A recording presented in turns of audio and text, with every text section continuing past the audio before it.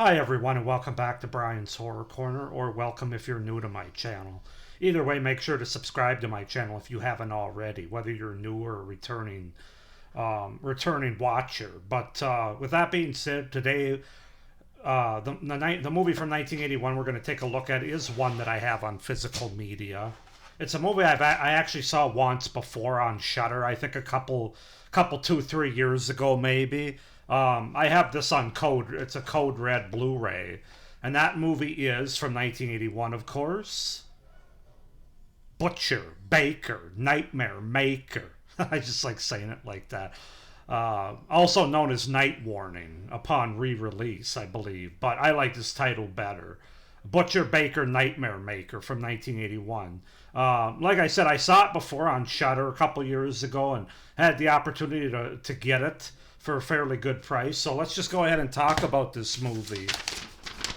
Definitely a very unique movie. So Butcher, Baker, Nightmare Maker, as I said, later re-released as Night Warning, is a 1981 American exploitation horror film directed by William Asher. Framed as a contemporary Oedipus tale, the plot focuses on a teenager who's raised by a neurotic aunt, finds himself at the center of a murder investigation after she stabs a man to death in their house. The boy's sexually repressed aunt secretly harbors incestuous feelings for him, while a detective investigating the crime irrationally believes the murder to be a result of a homosexual love triangle. So basically, the movie opens with high school senior Billy Lynch, who lives with his protective aunt Cheryl, who has raised him since infancy after his parents died in a car accident. Billy, a gifted basketball player, is offered a chance at a scholarship to attend the University of Denver. Still, Cheryl dismisses the idea, assuming that Billy will stay with her to contribute. At school, Billy is bullied by one of his teammates, Eddie, who is jealous of Billy's close camaraderie with their coach, Tom Landers. On Billy's 17th birthday, Cheryl changes her mind about the scholarship and asks Billy to stop by the television repair shop to have the shop technician, Phil Brody, come by to look at their set. That night, after Phil works on the television, Cheryl makes sexual advances towards him. When he refuses, Cheryl stabs him to death with a kitchen knife, which Billy witnesses through the window. Cheryl then claims that Phil tried to rape her. A police detective and former Marine and Purple Heart recipient, Joe Carlson, is assigned to the case and is skeptical of Cheryl and the alleged rape attempt. After discovering that Phil Brody was gay and that he was in a same-sex relationship with Tom, he assumes that the murder is a result of a love triangle between Phil, Tom, and Billy, and that Cheryl is covering up for her nephew. So that's the setup and the premise, the beginning of Butcher, Baker, Nightmare Maker. As far as the cast goes, we have Susan Tyrrell as Cheryl Roberts, Bo Svensson as Detective Joe Carlson, Jimmy McNichol as Billy Lynch, Bill Paxton as Eddie, Marsha Lewis as Margie, Julia Duffy as Julia, Steve Easton as Coach Tom Landers, Britt Leach as Sergeant Cook, and Kasky Swaim as Phil Brody. So yeah, that's the setup, the premise, and the cast for Butcher, Baker, Nightmare Maker. As I said, I have the Blu-ray on. It's a code red release here. It's got some pretty nice. Well, my lighting kind of stinks here. It's in the evening, so it's dark out. So I don't know how well you guys can see that, but yeah, this is an interesting movie to say the least.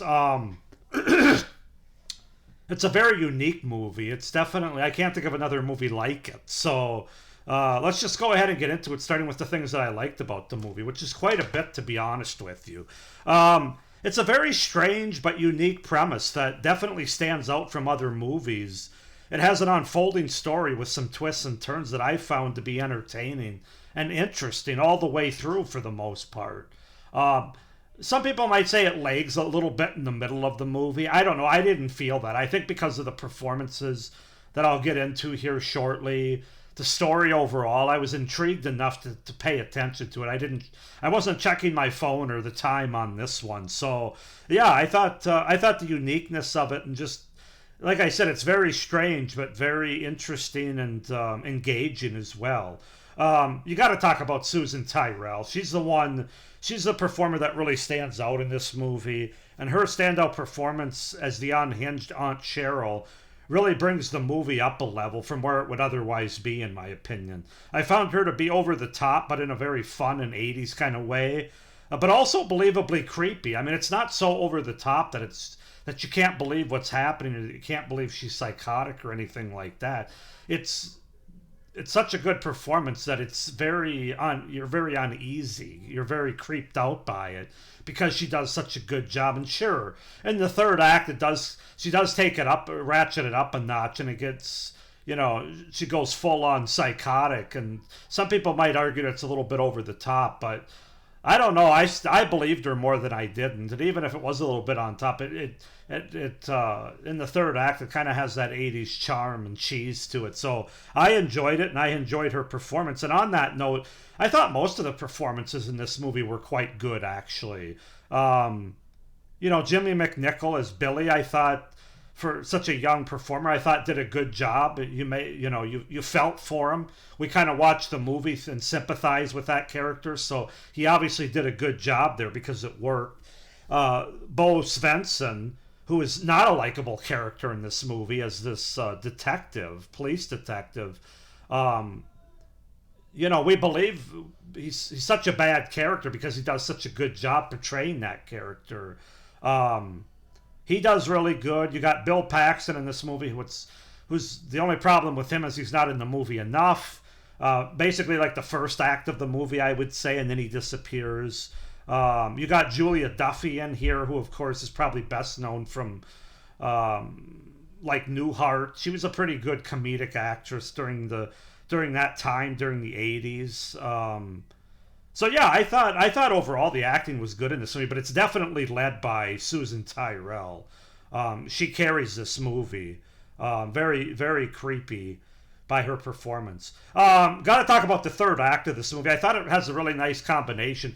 That's where there's a lot of people that describe this as a slasher movie, and I don't know if I would say it's a quote unquote slasher movie. But there's definitely slasher elements to it, and most of them take place in the third act, I would say, both in terms of the stock and slash, as well as the atmosphere that we got going on in the third act of this movie. I would say that the first 2/3 of the movie are more of a character study, kind of following something that's a character that's just not quite right, and you don't really know where it's going to go. It's kind of more story driven and more character driven, and then in the third act we get more into the slasher part of the movie. But that third act's really fun. Like I said, that combination of slasher, stalking, and killing, as well as a solid atmosphere to where I was really invested. Overall, the movie has a good final climax between the good and the bad characters. Let's just leave it at that, and I really enjoyed it. I think the kills overall are pretty good. You get 6 of them in this movie, but I want to say like 4 of the 6 are in the third and final act, or maybe 3 of the 6. I'm not really sure. And there's some decent blood and gore, more blood than gore. This is not a gory practical effects kind of movie, but there is some blood with the kills. The best kill, though, is probably at the beginning of the movie, which is the non-slasher related kill, having to do with a car accident involving a log truck. Which definitely gave me Final Destination 2 vibes at the beginning of that movie with the log truck, and that had a really good death where the log comes right through the windshield and takes a guy's head off that's driving. Very well done, very believable effect there, and that was probably the most gnarly kill. But I think all the kills are pretty decent.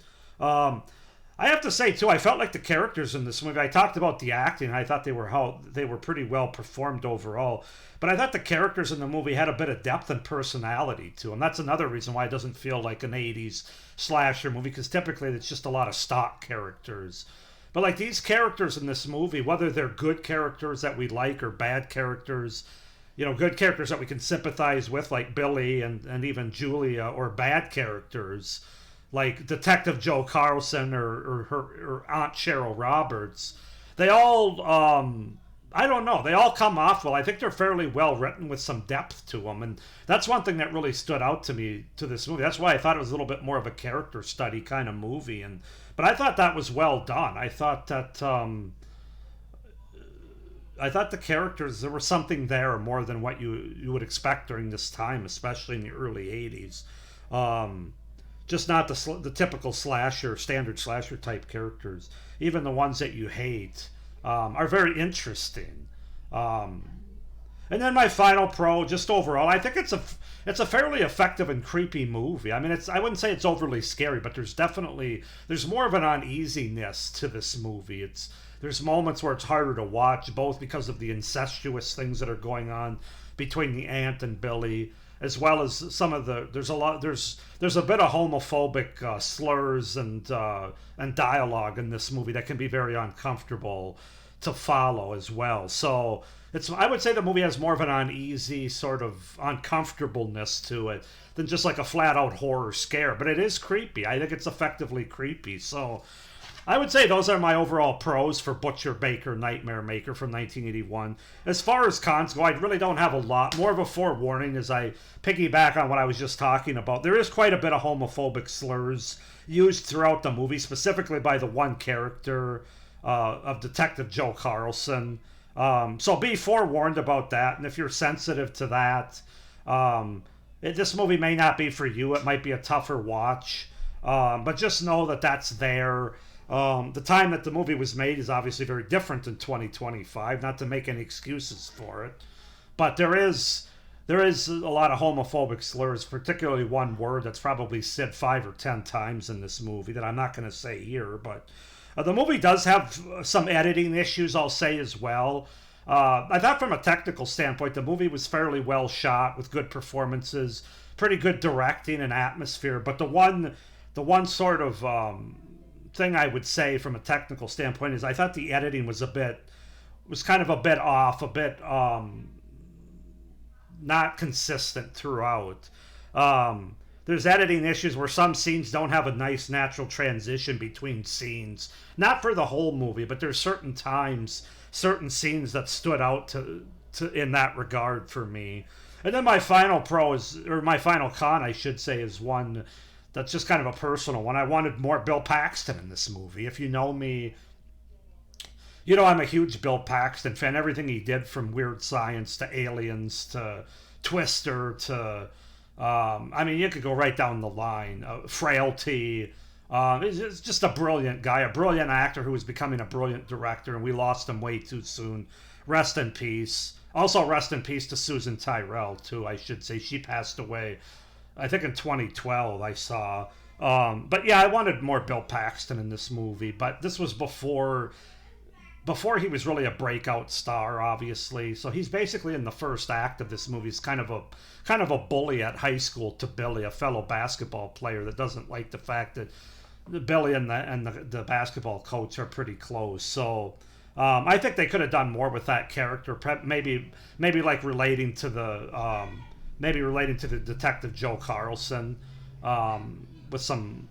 Not that I wanted any more homophobic slurs in the movie, but just kind of following that same line, like, oh yeah, they have been spending a lot of time together. They are very close, and just kind of having the detective interview him, I think would have been interesting. But you can't get everything, so that's really all I have for cons, to be honest with you. I'm highly entertained by this movie, as uncomfortable as some of it is, and as weird as some of it is, because of the performances, the uniqueness of the story, and some of the twists and turns that we get. I have a really good time with it. I'm going to give Butcher Baker Nightmare Maker an 8 out of 10. I think this is a really solid and somewhat underrated early 80s horror movie. Not necessarily a slasher movie, although definitely slasher elements in it. But just as a horror movie, I think it's really good, and I would recommend checking it out, as long as, like I said in my cons, you're not somebody that's going to be overly sensitive to a movie that was made over 40 years ago that has homophobic slurs in it, and some of the incestuous stuff too, if that's something you're not crazy about. But it's definitely worth a watch, I'd say, and I'm glad to have this in my.